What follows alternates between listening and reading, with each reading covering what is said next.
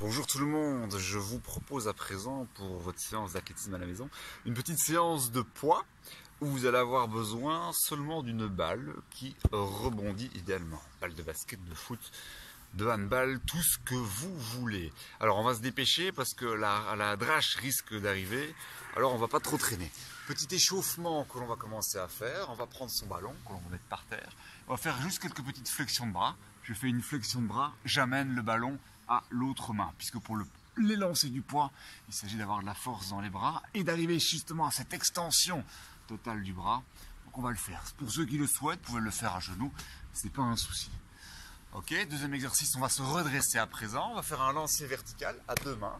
Donc chaque fois que je descends, dire faire un squat, flexion de jambe, j'amène les coudes contre les genoux, et je fais un lancer vers le haut, la balle rebondit, je me remets directement en dessous et je refais un petit lancer. Hop, donc je mets chaque fois bien en flexion, et je fais un lancer vertical. Flexion, lancer vertical. On va continuer en le faisant, chaque fois je le rattrape à une main, et je termine en faisant mon lancer. Une main et puis l'autre, si vous savez le faire.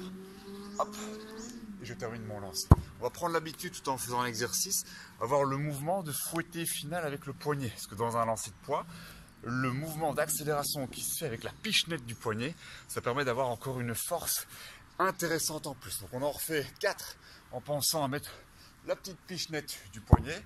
Je viens me mettre en dessous et je mets ma petite pichenette pour créer une accélération, le fouetté final au niveau du poignet. Pour bien ressentir justement ce mouvement d'accélération qu'on peut mettre au poignet, on peut faire quelques petits mouvements. Ainsi, je suis dans la fin de mon mouvement du lancer du poids et je viens vraiment faire un mouvement d'accélération. Petite passe de poignet, un petit peu comme un lancer franc que l'on fera en basket. Et pour le ressentir aussi, on va essayer de faire rebondir la balle fortement dans le sol. On essaye de creuser un trou dans le sol. Donc on va bien, je vais la prendre dans le beat, on va bien sortir le coude pour mettre une mise en tension du pectoral et on va venir hop, fracasser la balle dans le sol. Et là on sent qu'on peut y mettre de l'énergie, on va pouvoir pousser complètement dedans. On va reprendre notre premier exercice, sauf que cette fois, plutôt que de lancer avec les deux pieds sur la même ligne, on va avoir les appuis décalés. Donc lanceur droitier, il va chaque fois rythmer droite-gauche. Lanceur gaucher, il va rythmer gauche-droite. Je vous le montre comme un droitier. Ça donne ceci. Droite-gauche et je lance. Je viens me mettre en dessous. Droite-gauche et je lance. Je me mets à la réception. Droite-gauche et je lance. Donc je peux l'attraper à deux mains. Droite-gauche et je lance au-dessus. Essayez d'avoir ce rythme droite-gauche qui soit vraiment très proche. Ça doit être tac-tac. Si on est trop lent en faisant droite-gauche, l'accélération ne sera pas bonne dans le lancer. On en fait encore deux. Donc je peux l'attraper à deux mains, droite-gauche, et je termine à une main en mettant une petite pichenette finale. Des lancers verticaux, ça peut toujours être intéressant. Un ballon par personne et on peut enchaîner ainsi pas mal d'exercices. Alors, on va revenir un petit peu au lancer qu'on avait fait l'autre fois. C'était l'élan débutant en pas chassé. La position de force était celle-ci, où le poids de corps était sur la jambe arrière. Vous allez voir ici à l'image, le ballon ne va pas bouger, il va rester sur place. Et c'est chaque fois juste mes jambes qui vont se déplacer. Là, je me retrouve dans une position de lanceur pour un gaucher. Et là, je me retrouve dans une position de lanceur pour un droitier. On va enchaîner ainsi 10 mouvements. Et chaque fois, donc, ma tête et la balle ne bougent pas. Et c'est seulement les jambes qui bougent. On essaye. Petit déplacement spécifique au lancer. C'est parti pour 10. 1, 2. Donc la jambe du milieu reste bien fléchie. Et les jambes sur le côté sont pratiquement tendues. 4, 5, 6, 7, 8, 9 et 10. On peut même rajouter une petite torsion en plus du tronc pour être sûr d'être bien placé. Alors pour voir un petit peu plus en profondeur à présent l'élan dit en translation, c'est un élan qu'on voit de moins en moins à haut niveau puisque la rotation est en train de supplanter la translation, un petit peu comme le Fosbury a supplanté la technique du ventral en saut en hauteur. Mais c'est un autre sujet, on s'égare. Dans la rotation, la translation, que dis-je, le départ va se faire. Donc je vous montre le geste global comme ça vous l'avez en tête. Hop, ça c'est le mouvement en translation. En translation, on doit donc lancer la jambe libre, donc la jambe gauche pour lanceur droitier manuel. Et donc on va lancer cette jambe et se repousser sur la jambe au sol. Se repousser tellement bien qu'on va aller jusqu'à l'extension de cette jambe et même quitter en talon. Donc on va faire 2-3 petits exercices pour ressentir ça. Je pars en étant en petite boule. Je vais tenir mon ballon à deux mains. Je regarde toujours devant moi. Et hop, je viens tendre la jambe derrière moi. Et je viens pousser ma jambe pour terminer ici en talon. Ok, juste ça. Je me laisse aller vers l'arrière. Je lance ma jambe gauche et hop, je quitte ici en talon. Encore une fois, je me laisse tomber vers l'arrière, hop, et je quitte en talon. Donc mes fesses partent vers l'arrière et je quitte en talon. C'est là que je vais pouvoir créer un maximum d'accélération, puisqu'après, je quitte en talon et je vais venir ramener le pied. On va le faire directement. La position d'élan complet. Donc si vous avez un petit peu un décamètre près de chez vous, où vous mesurez un peu plus de 2 grands pas, une distance de 2,14 m, c'est la distance que vous avez pour le diamètre de votre plateau pour lancer le poids.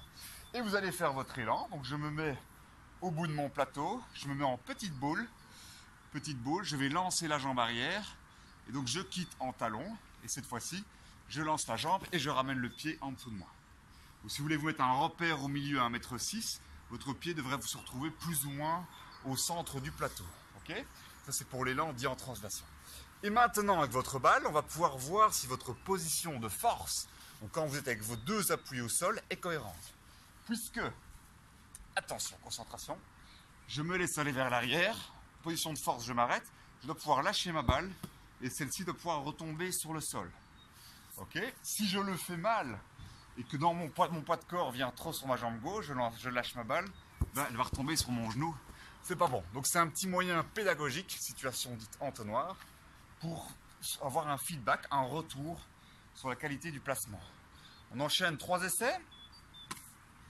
Petite boule, je me lance vers l'arrière, position de force, je lâche ma balle, elle retombe devant moi, c'est que je suis bien placé. Donc dans cette position de force, on va avoir un alignement pied, bassin, épaule. On le refait. Je me lance vers l'arrière, je ramène le pied pour qu'il arrive au milieu de mon plateau. Je vais pouvoir lâcher ma balle et elle retombe parfaitement en place. Ok pour tout le monde? La suite, c'est de pouvoir lancer, mais dans son jardin ou dans son salon, c'est compliqué. J'arrive dans cette position-là, on se souvient l'autre fois, visser, pousser, arriver dans l'axe, et là, on termine son mouvement. Ok pour tout le monde? Voilà, petite séance de poids du jour. Voilà, je vous remercie pour votre attention. Pour ceux et celles qui suivent encore ces vidéos, merci de votre fidélité. Il n'y aura peut-être plus la même fréquence et la même quantité de contenu qu'avant, puisque le confinement se prolonge et ça demande un petit peu de temps et d'investissement. Donc voilà, si ça vous intéresse que je continue, dites-le moi. Si ce n'est pas le cas, j'aurais pu être heureux d'avoir déjà pu contribuer à faire tout ça. Eh bien, merci à vous et portez-vous bien et restez prudents.